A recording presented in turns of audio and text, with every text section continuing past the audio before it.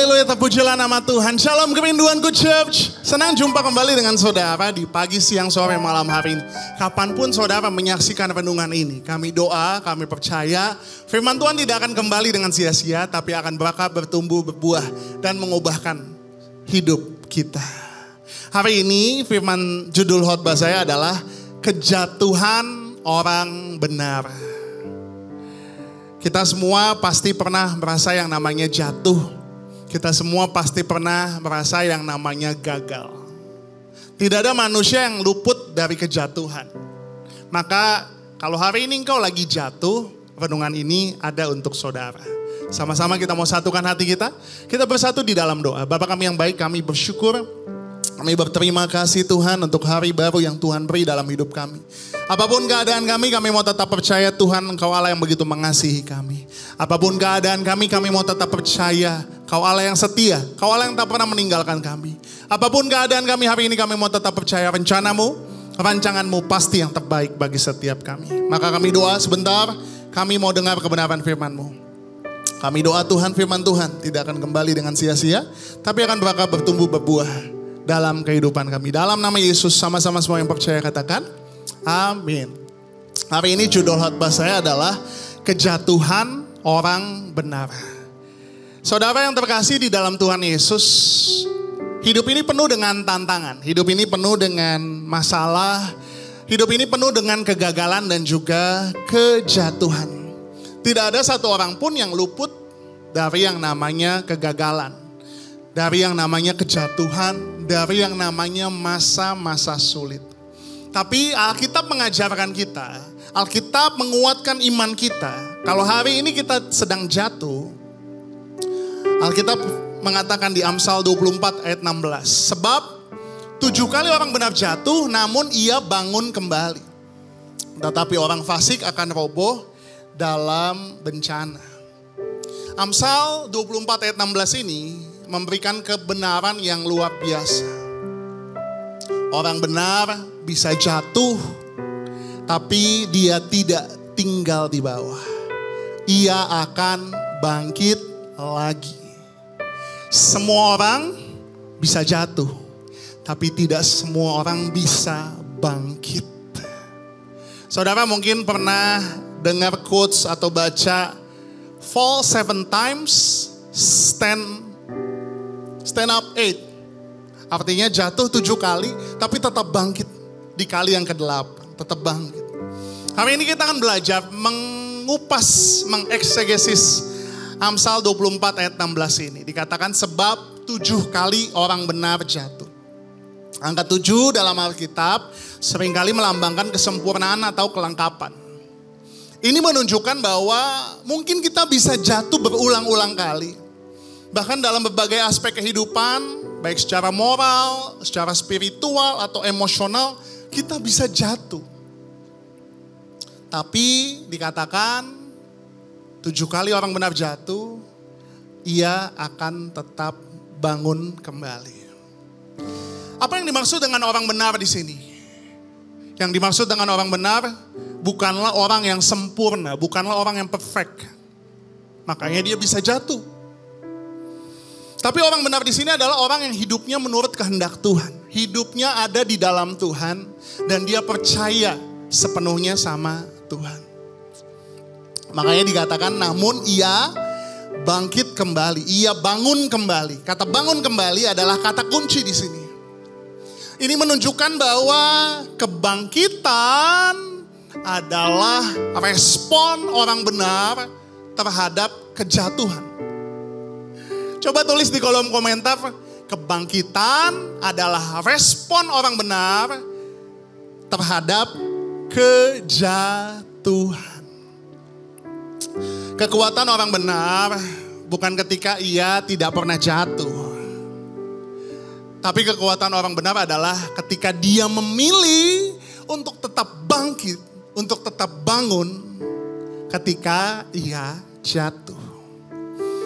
Ini adalah tindakan iman dan percaya kita bahwa Tuhan pasti sanggup untuk menolong kita. Saya sebagai hamba Tuhan pun sering ngalamin yang namanya kegagalan. merasa gagal, sering jatuh. Tapi ini yang menjadi kekuatan saya. 7 kali orang jatuh namun ia akan bangkit kembali. Tetapi orang fasik akan roboh dalam bencana. Perbandingan itu menekankan bahwa konsekuensi akhir dari hidup tanpa Tuhan.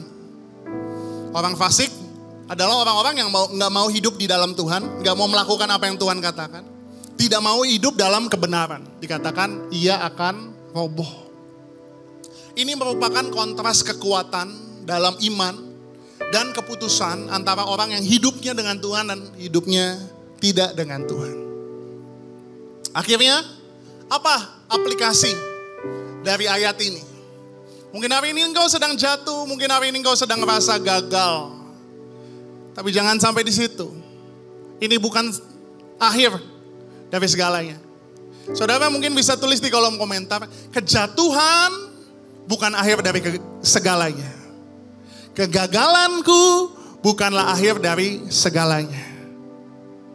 Maka yang pertama, apa aplikasi dalam kehidupan kita? Yang pertama kita harus sadar, kita tidak pernah kebal terhadap kejatuhan. Bahkan orang benar bisa jatuh. Maka jangan ngejudge orang. Kalau saudara lagi ngelihat orang jatuh, lagi ngelihat orang gagal, jangan dijudge. Kita pun bisa jatuh kok.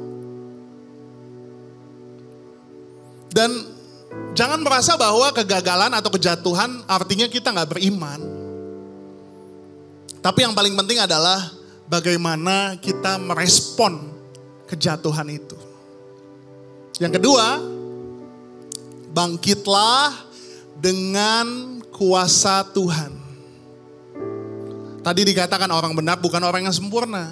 Tapi orang benar adalah orang yang percaya sepenuhnya sama Tuhan. Orang benar adalah orang-orang yang mengandalkan Tuhan. Orang benar adalah orang-orang yang melakukan apa yang Tuhan katakan. Kita gak bangkit dengan kekuatan kita sendiri. Kalau kita hanya pakai kekuatan kita sendiri, kita mengandalkan kekuatan kita, firman Tuhan bahkan katakan terkutuklah orang yang mengandalkan kekuatannya sendiri. Mengandalkan manusia. Tapi diberkatilah orang yang mengandalkan Tuhan. Maka ayo, kalau hari ini kau jatuh, jangan berhenti di situ. Jangan berhenti di situ. Tapi lihat lagi Tuhan. Tuhan yang akan memberikan kekuatan. Kalau hari ini kau jatuh, doa sama Tuhan. Tuhan, kasih aku kekuatan untuk bangkit. Mungkin kau udah gak kuat lagi, mungkin kau gak sanggup lagi. Tapi ada satu kekuatan yang ada di dalam dirimu. Yaitu kuasa Roh Kudus. Kuasa Tuhan sendiri yang sanggup untuk menguatkanmu, menopang, meneguhkanmu untuk engkau bisa bangkit kembali. Dan yang terakhir, jangan menyerah di dalam proses. Hari ini mungkin kau lagi diproses. Proses pertumbuhan iman itu gak nyaman. Yang namanya pertumbuhan pasti ada yang namanya ketidaknyamanan. Maka jangan pernah menyerah di dalam proses. Dalam proses pertumbuhan iman seringkali kita mengalami yang namanya kejatuhan. Tapi percayalah, Tuhan sedang membentuk karakter dan memperdalam iman kita. Maka ayo, siapapun saudara yang mungkin sedang jatuh, yang mungkin sedang gagal, sekali lagi ini bukan akhir dari segalanya. Kamu masih punya Tuhan yang sanggup menolong menopang kehidupanmu. Bangkit lagi, bangkit lagi, bangkit lagi. Mungkin kau pikir hidupmu sudah berakhir. Belum. Masih ada Tuhan yang sanggup mengubahkan hidupmu. Masih ada Tuhan yang sanggup memberikan kekuatan yang baru dalam kehidupanmu. So, kita akan tutup renungan kita pada pagi hari ini. Mungkin hari ini engkau merasa jatuh, dalam imanmu, dalam pengharapanmu, dalam hubunganmu. Tapi ingat firman Tuhan yang berkata, orang benar jatuh 7 kali namun ia bangun kembali. Jangan biarkan kejatuhan menjadi akhir dari cerita Anda.